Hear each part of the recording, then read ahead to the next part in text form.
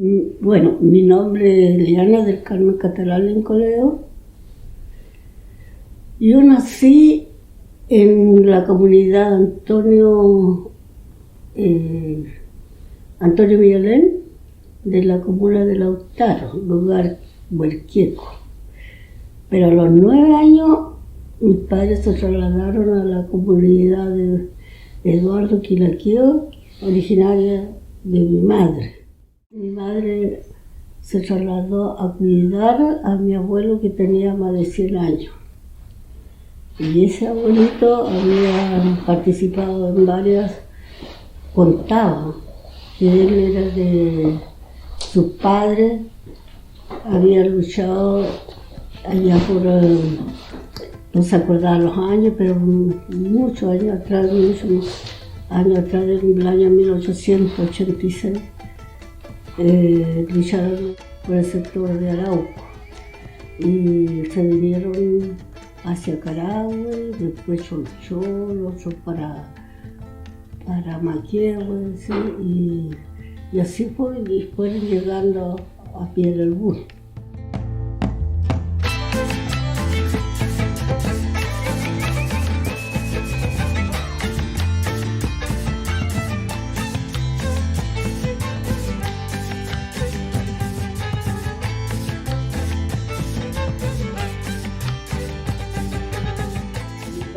Siempre nos habló de que él era comunista, ¿ya? Entonces nos decía, si ustedes van a ser comunistas, tienen que ser el mejor hijo, el mejor alumno, el mejor compañero, el mejor amigo, si es dirigente, el mejor dirigente, tal. Y así fue cuando a nosotros nos pusieron primero en una escuelita de campo que estaba a 7 kilómetros. Y nosotros viajábamos a pie, con el barro hasta la rodilla en el invierno, y todo era muy sacrificado. A mí me hizo saltar el sexto preparatorio de la profesora, entregándole un certificado a mis padres que yo había hecho el sexto preparatorio y pasaba primero de humanidades. Y allá las monjas, como llevaba un buen certificado, y después siempre me destaqué como buena alumna. Cuando llegué a cuarto preparatoria le dije a mi padre, yo no quiero irme más donde las monjas. ¿Por qué? Y mi mamá dijo, ¿por qué? Porque yo le dije, no, porque las monjas son racistas, además son anticomunistas. Porque justo está cuando estuvo de candidato Frei con Allende, entonces ella decía a la monja que Allende era un comunista, hay que decirle a los papás que voten por Frei. Entonces yo le dije eso, porque yo conocía a Pablo Neruda, a la Violeta Parra, todos que habían pasado por mi casa en el campo. Entonces yo le dije a mi papá, yo no me voy. Ya, mi papá dijo, ya, no se va entonces. ¿Y dónde se va? Al Liceo de Lautaro. Allá me llevaron a un liceo mixto, nos arrendaron 2 piezas, con mi hermano, estaba mi hermano. Y la cosa es que en el Liceo de Lautaro también me destaqué como buena alumna, di el bachillerato y me sirvió para llegar a la universidad. Me saqué un buen puntaje, había quedado en la Universidad de Concepción, pero no me pude ir por problema de plata. Y me fui a la Universidad de Chile, Temuco, y allí ingresé a la carrera de servicio social, que estaba más acorde a mis ideales y todo.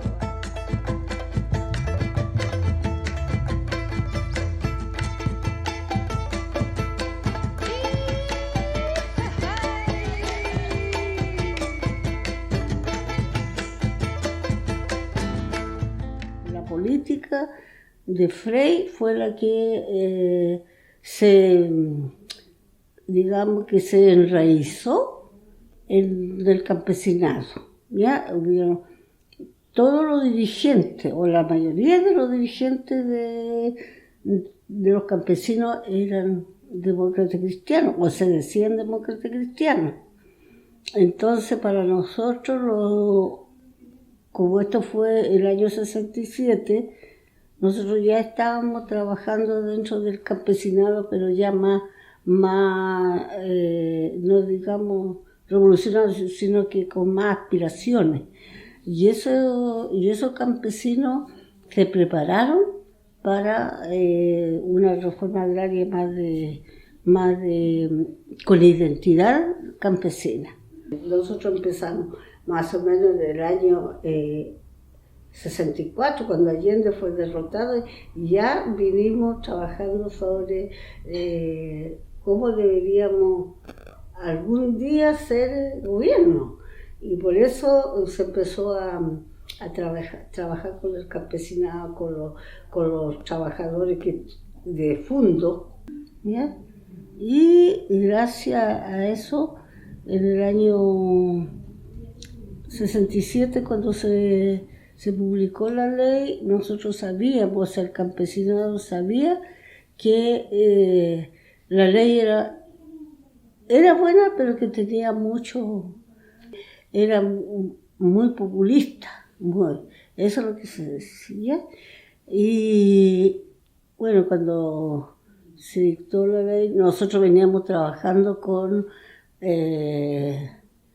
los campesinos acá en esta zona, en esta región, y sobre todo aquí en esta zona de Villa del Bur, veníamos trabajando con los sindicatos campesinos para la ley de sindicalización campesina.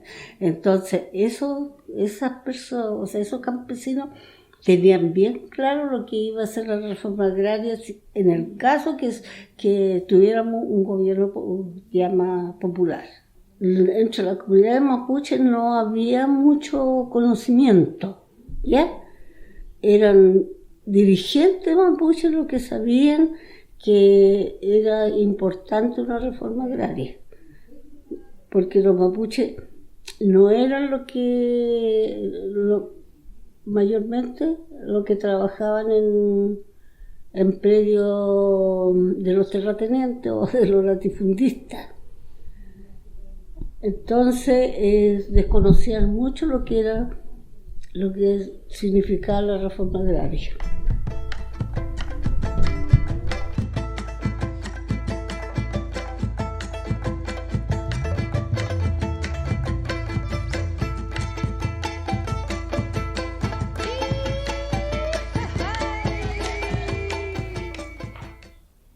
Yo estuve trabajando en la CORA, ¿cierto?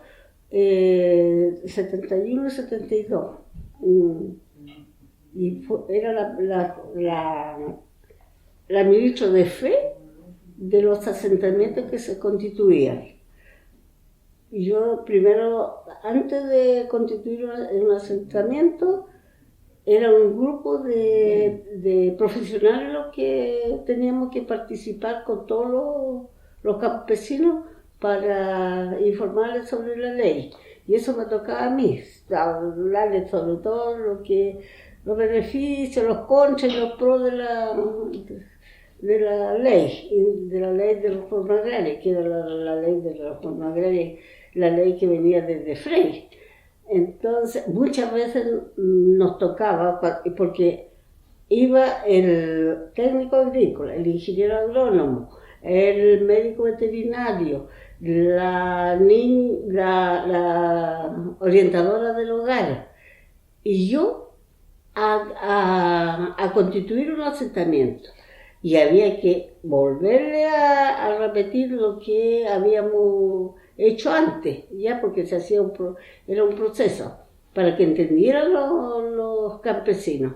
Y en muchas partes donde íbamos a constituir un asentamiento, llegaban grupos o de extrema izquierda, de extrema derecha, o de centro como los demócratas cristianos. Y los demócratas cristianos a lo que iban era a defender lo que era la ley de Frey, ¿cierto? Ellos decían que lo que estábamos haciendo nosotros no era lo mejor. Y era la misma ley, pero ellos la tergiversaban. Entonces muchas veces nos encontrábamos con ese tipo de gente. Y los campesinos al final no le hacían caso y seguíamos nosotros y constituíamos el asentamiento.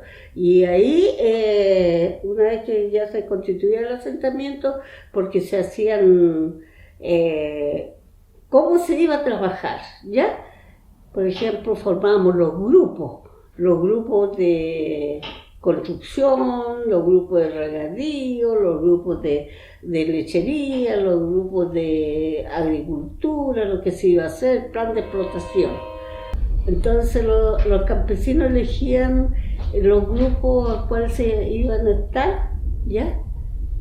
De acuerdo a su capacidad, de acuerdo a su aptitud. Por ejemplo, nosotros preguntamos, ¿quiénes pueden participar en esta unidad de vivienda? Y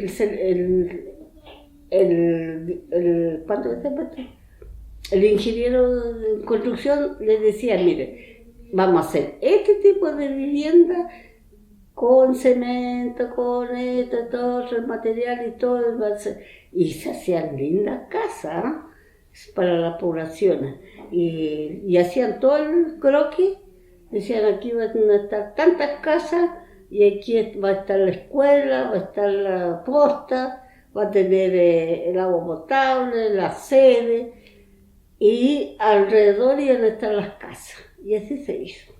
Y producción, ¿para qué les digo? En esos años habían muchas hectáreas sembradas, que en este momento no me acuerdo, de trigo, de remolacha, de papa, mucha legumbre, mucha oveja, animales menores, abejas, cerdos, habían mucho. Lo que tenían que estar dentro de un asentamiento tenían que ser campesinos, trabajadores campesinos, en primer lugar. Tenían que tener conciencia de lo que significaba la explotación de un predio, ¿ya? Y cómo ellos iban mejorando tanto en lo social, en lo político, en lo económico, en todo, porque tenía que implicar todo un proceso de educación, ¿ya? Bueno, en los asentamientos el ingeniero agrónomo con el técnico agrícola, porque había un ingeniero agrónomo para toda el área, por ejemplo, la de Junco, pero había un técnico agrícola por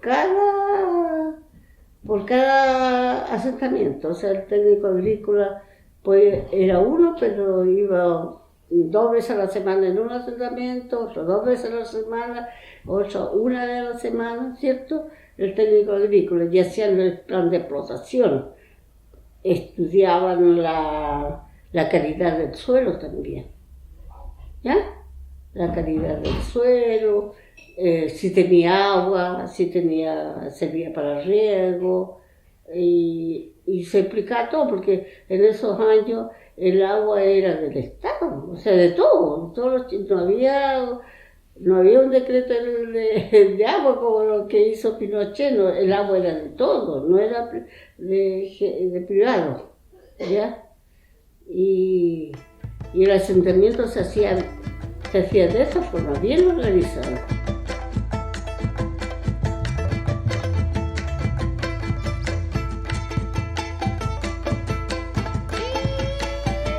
Aquí en Piedras fue mi primer trabajo con los campesinos de alrededor, ¿ya?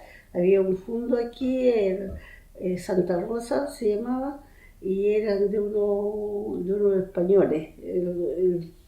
El dueño del fondo murió, tenía muchos trabajadores, tenía 70 trabajadores.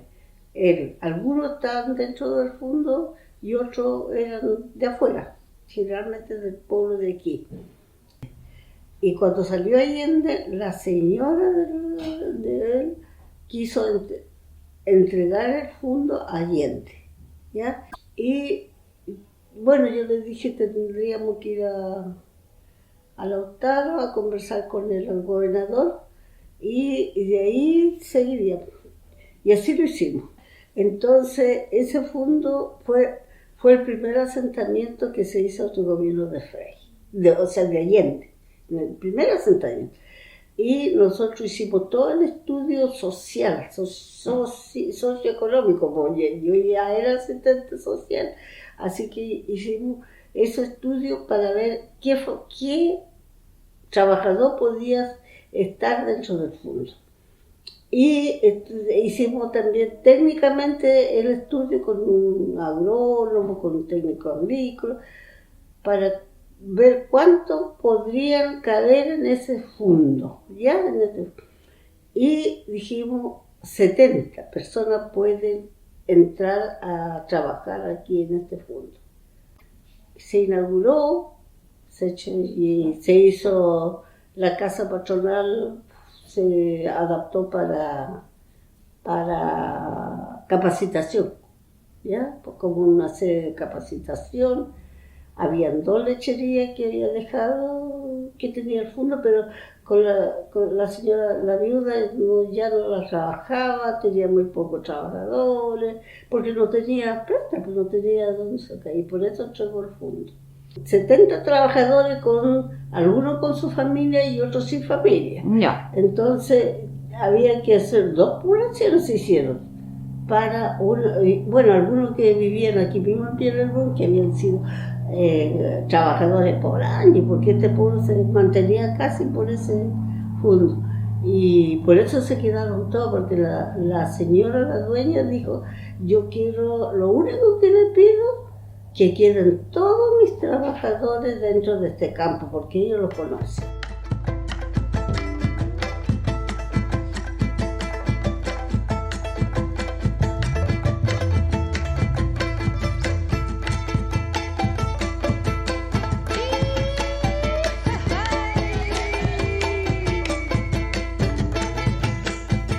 En esos tiempos se empezó a aclarar cuáles eran los predios que les pertenecían a la comunidad indígena, ¿ya?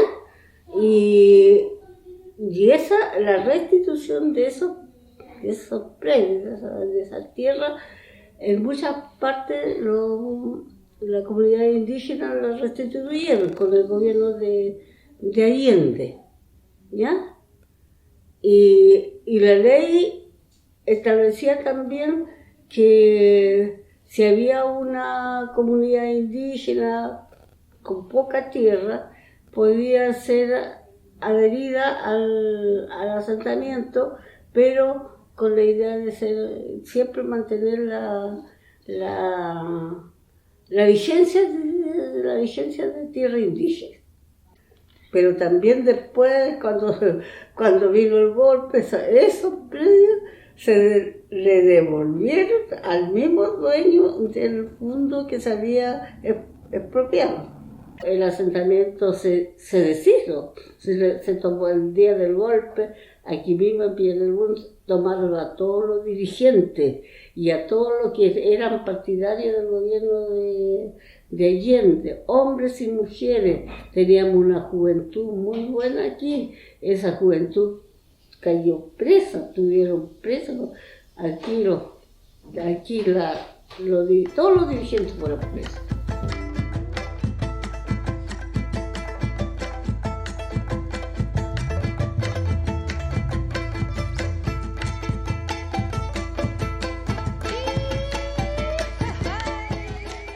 Yo voy a tener 75 años ya, pero yo nací en este contexto de que había que tener más justicia, más derecho a la alimentación, derecho a la salud, derecho a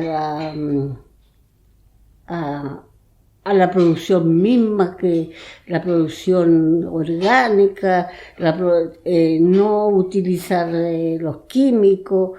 Nosotros los mapuches hacían la semilla que se sembraba era de la misma cosecha anterior, claro que era poco lo que se sembraba, rústicamente se sembraba, pero era una buena semilla para, en el caso del trigo, para la harina tostada, para todos los productos que tenía la harina para hacer pan, el afrechillo, todo lo que era los subproductos del trigo y para qué se utilizaban.